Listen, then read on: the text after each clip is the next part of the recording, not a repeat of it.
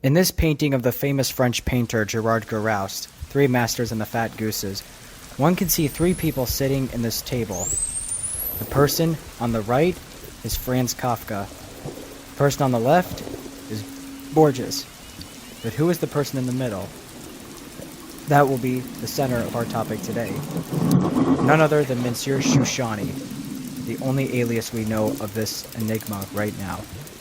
We will be discussing all of the mystique and the mystery of one of the most enduringly enigmatic people in modern history. I hope you enjoy. Not much is known about M. Chouchani, including his real name, a secret which he zealously guarded.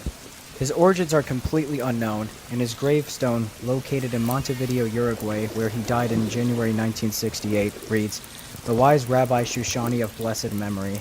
His birth and his life are sealed in enigma. The text is by Elie Wiesel, who paid for his gravestone. The name Chouchani, which means person from Shushan, is most probably an allegorical reference, or possibly a pun. Elie Wiesel hypothesizes that Chouchani's real name was Mordechai Rosenbaum, while Hebrew University professor Shalom Rosenberg asserts that Chouchani's actual name was Hillel Perlman. An article published by Yale Levine in 2015 based on genealogical research brought documentation supporting the view that Chouchani was none other than Perlman, a native of Brest-Litovsk, or Brisk. Although there is no known body of works by Chouchani himself, there is a very strong intellectual legacy seen in the influence of his pupils. By all accounts, Chouchani had the appearance of a vagabond and yet was reputed to be a master of vast areas of human knowledge, including science, mathematics, philosophy, and especially the Talmud. Most of the biographical details of Chouchani's life are known from the works and interviews of his various students, as well as anecdotes of people whom he encountered during his lifetime. Chouchani appeared in Paris after the Second World War, where he taught between the years of 1947 and 1952. He disappeared for a while after that, evidently spent some time in the newly formed state of Israel, returned to Paris briefly, and then left for South America where he lived until his death. Monsieur Chouchani, Adventures of a Chief Rabbi, the Mysterious Monsieur.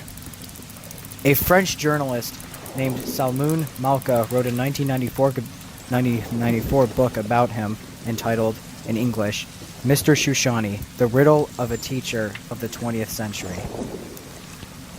Now about Chouchani's relationship with one of his most famous students, philosopher Emmanuel Levinas. Emmanuel Levinas' first encounter with Chouchani and their subsequent relationship is summarized as follows. In 1945, Levinas' closest friend, Dr. Henry Nersin, a Jewish obstetrician, told him about an outstanding and quite bizarre individual he came to know during the years of the war in the area of Vichy. The man was so unusual that even his real name was not known. He used to be called Chouchani, but this was more of a nickname than his true one. His external appearance was quite unpleasant, some say even repugnant. However, according to Nersin, his knowledge was phenomenal. Nersin, who was known for his sober way to apprehend people and situations, was clearly in a state of excitement, as if he would have become an adept of some sect. He strongly recommended to Levinas to meet Chouchani, but for 2 years Levinas refused. After all, Levinas was quite suspicious as to what this clochard-looking man could contribute to him. Finally, in 1947, Levinas agreed to meet Chouchani. We know very little about the meeting itself, but there exists a myth. The myth suggests that they met for an entire night, and in the morning, Levinas said to Nersin as he was about to leave, "I cannot tell you what he knows. All I can say is that all I know, he knows." Be the accuracy of this myth as it may, one fact remains indisputable. From then on, Levinas became interested in the study of Talmud to a point where most of his free time he would devote to studying it. For the next 5 years, Levinas studied at length with Chouchani, alone, with Nersin, and in a weekly study group that would study Talmud, and which included, in addition to them, a single group of friends. In 1952, Chouchani left France for Israel and came back in 1956 for about 6 months before leaving Europe indefinitely for South America, where he remained until his death in 1968. The influence of Chouchani on Levinas is most strongly felt in Levinas' famous series of Talmudic readings. Levinas acknowledges that influence only late in his life. Levinas was powerfully impressed by Chouchani's total mastery of the texts, commentaries, and meta-commentaries, as well as Chouchani's ability to widen the scope of the Talmud using creative dialectic methodology. One hallmark of the Chouchani style in Levinas's work is the method by which the interpretation of a text is understood not just by the words of a particular citation, but rather the entire context of that citation. Levinas's hermeneutical expositions of the Talmud, which he credits to his master, managed to be simultaneously traditional and radical in this feeling.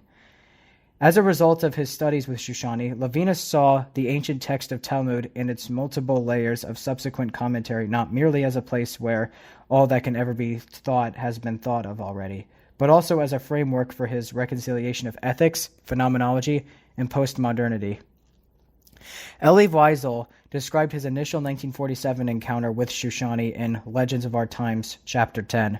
Wiesel writes that Chouchani was dirty, hairy, and ugly, a vagabond who accosted and betrayed him in Paris in 1947, and then became his mentor.